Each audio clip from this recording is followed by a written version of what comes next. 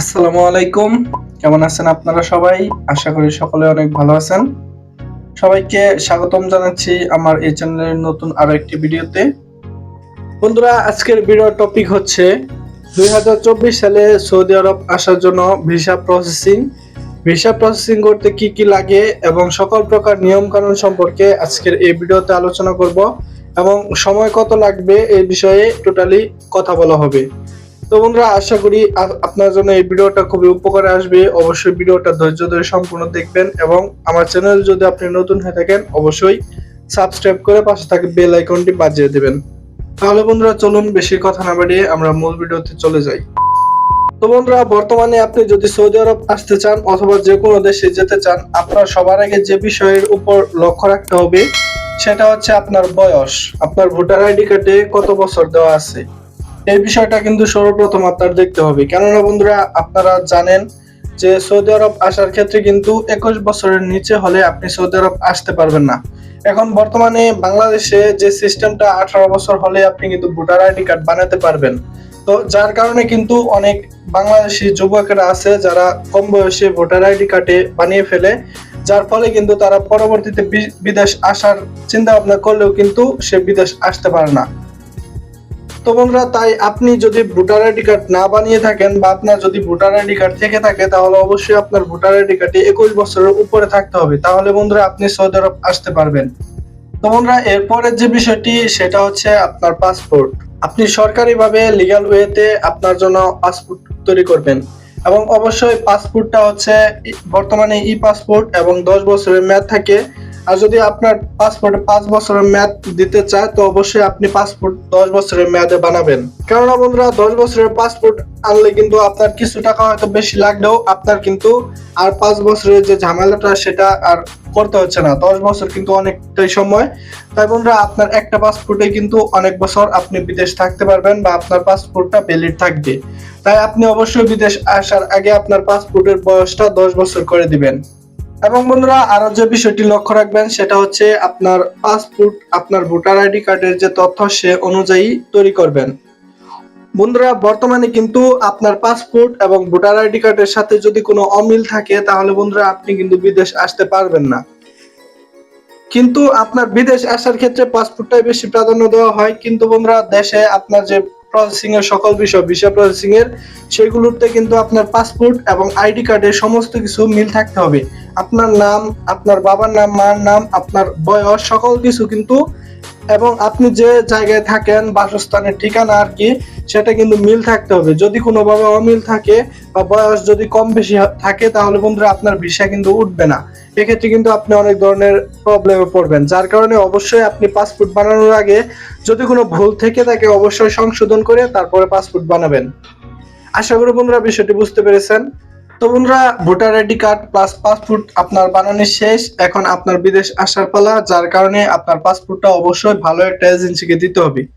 বন্ধুরা, বাংলাদেশে কিন্তু বহু দালাল চক্র রয়েছে আপনার বাড়ির আশেপাশে ঘোরাফেরা করছে। আপনার বিদেশ যাওয়ার খবর শুনলে কিন্তু তারা আপনার পিছু ছাড়বে না। তো বন্ধুরা, আপনারা অবশ্যই এ বিষয়ে সতর্ক থাকবেন যে আপনি দালাল চক্রে যেন পা না দেন।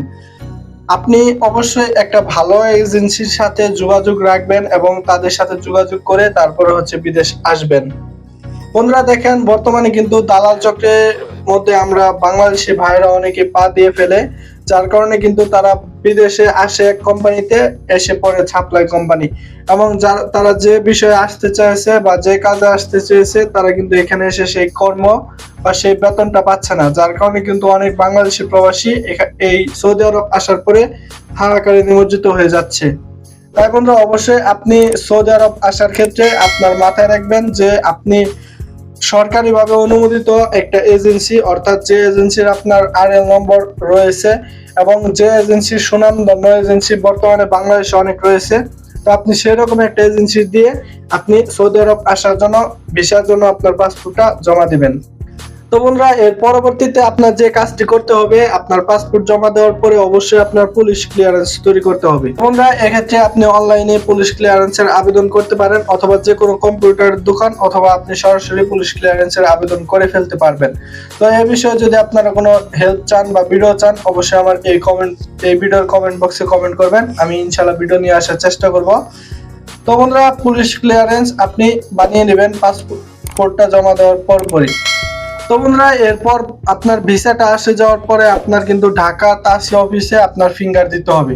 বন্ধুরা বর্তমানে কিন্তু নতুন নিয়ম চালু হয়েছে, আপনার ফিঙ্গার কিন্তু দিতে হবে। ফিঙ্গার না দিলে কিন্তু আপনার ভিসা প্রসেসিং এ আটকে থাকবে, আপনার ভিসা কিন্তু আসবে না। অবশ্যই আপনাদের ফিঙ্গার দিতে হবে। তো বন্ধুরা যারা চট্টগ্রাম রয়েছেন তারা কিন্তু চট্টগ্রামে সেন্টার রয়েছে তাসি সেন্টার, সেখানেও ফিঙ্গার দিতে পারবেন। এবং যাদের ঢাকা ঢাকা দিতে হবে তারা কিন্তু ঢাকায় এসে তারপরে হচ্ছে ফিঙ্গার দিতে পারবেন। অবশ্যই আপনার অ্যাপয়েন্টমেন্ট লেটার আপনি পেয়ে যাবেন এবং সেখানে আপনার ফিঙ্গার দেওয়ার ডেট এবং জায়গা অবশ্যই সেখানে লেখা থাকবে। তো সেই অনুযায়ী আপনি ফিঙ্গারটা দিয়ে দিবেন। তো বন্ধুরা এর পরবর্তীতে আপনাকে কিন্তু মেডিকেল করতে হবে। তবে এক্ষেত্রে একটা জিনিস অবশ্যই মাথায় রাখবেন, পূর্বে কিন্তু মেডিকেলের মেয়াদ 3 মাস ছিল, কিন্তু বর্তমানে 2024 সালে কিন্তু মেডিকেলের মেয়াদ 2 মাস। অনেক বাংলাদেশি ভাইয়েরা আছে যারা পুরাতন প্রবাসী, তারা হয়তো এই নিয়মটা জানেন না যে বর্তমানে কিন্তু মেডিকেলের মেয়াদ 2 মাস। আপনি যে কোনো দেশে যাওয়ার জন্য মেডিকেল করেন না কেন আপনার মেডিকেলের মেয়াদ থাকবে 2 মাস। তাই বন্ধুরা আপনার মেডিকেল হওয়ার পরই কিন্তু আপনাকে সৌদি আরব এসে পড়তে হবে অথবা আপনার ভিসা প্রসেসিং এর সকল কার্যক্রম করে ফেলতে হবে। তাই বন্ধুরা আপনি এজেন্সির সাথে ভালোভাবে যোগাযোগ রাখবেন এবং আপনার জন্য কোনো টাকা মার না যায়, বা আপনার একবার মেডিকেল হওয়ার পরে যেন মেয়াদটা না চলে যায়, পরবর্তীতে যেন আপনার টাকাটা আবার নষ্ট না হয়। এখন বন্ধুরা আপনি কিন্তু খুব সতর্কভাবে এই কাজগুলো করবেন। তো যাই হোক, এখন আপনি মেডিকেলে ফিট হওয়ার পরে আপনার ভিসা প্রসেসিং এর আরেকটি গুরুত্বপূর্ণ পার্ট হচ্ছে আপনার কিন্তু জেলা ভিত্তিক যে প্রশিক্ষণ কেন্দ্র রয়েছে সেখানে আপনার 3 দিনের একটা ট্রেনিং করতে হয়, আপনারা সবাই জানেন। তো সেখানে আপনি যে জেলায় থাকেন না কেন সেই জেলার প্রশিক্ষণ কেন্দ্রে গিয়ে আপনি 3 দিন ট্রেনিং করবেন এবং 3 দিন ট্রেনিং করার পরে আপনার সার্টিফিকেট পেয়ে যাবেন। সেই সার্টিফিকেট অনুযায়ী বিএমইটি অফিসে গিয়ে আপনাকে কিন্তু ফিঙ্গারপ্রিন্ট দিতে হবে। তো বন্ধুরা ফিঙ্গারপ্রিন্ট দেওয়া শেষ হয়ে গেলে আপনি আপনার এজেন্সিকে জানাবেন, অথবা আপনি যদি আপনার কাছের লোকের মাধ্যমে যান তো তাকে জানাবেন। জানানোর পরে সে এজেন্সিকে জানিয়ে দিবে। তো এরপরে যদি আপনার ফিঙ্গারপ্রিন্টটা সফলভাবে হয়ে যায় তারপরে কিন্তু তারা বিএমইটি অফিসে আপনার বিএমইটি স্মার্ট কার্ডের জন্য আবেদন করবে। তো এখন বিএমইটি স্মার্ট কার্ড তুলতে অনেক সময় লাগে, আপনারা অনেকে জানেন। আবার অনেক এজেন্সি আছে যাদের বিএমইটি কার্ড তুলতে 3 দিনের উপর সময় লাগে না। তো এর মূল কারণ হচ্ছে যারা 1 নম্বর এজেন্সি তারা কিন্তু সর্বপ্রথম বিএমইটি কার্ডের কাজগুলো কমপ্লিট করে তারপরে হচ্ছে আপনার সাব এজেন্সিগুলো সেগুলোর কাজ করে। তাই বন্ধুরা আপনি যদি ভালো একটা এজেন্সির কাছে বই জমা দেন তাহলে বন্ধুরা আপনার কিন্তু বিএমইটি স্মার্ট কার্ডের আবেদন দেওয়ার পরে 3 দিনের মধ্যে আপনার কিন্তু বিএমইটি স্মার্ট কার্ডটা অনলাইন হয়ে যাবে। আর বন্ধুরা তাছাড়া সাধারণভাবে 7 থেকে 10 দিনের মধ্যে আপনার বিএমইটি স্মার্ট কার্ডটা অনলাইন হয়ে যাবে। এরপর কিন্তু আপনার সমস্ত কাজ মোটামুটি শেষ। তো বিএমইটি অফিস থেকে 7 থেকে 10 দিনের মধ্যে যদি আপনার বিএমইটি স্মার্ট কার্ডটা অনলাইন হয়ে যায় তো আপনার কাজ কিন্তু মোটামুটি শেষ। এক্ষেত্রে এখন কিন্তু আপনার এইদিকে আর কোনো কাজ নেই, এখন শুধুমাত্র আপনার ফ্লাইটের পালা এবং টিকিটের পালা।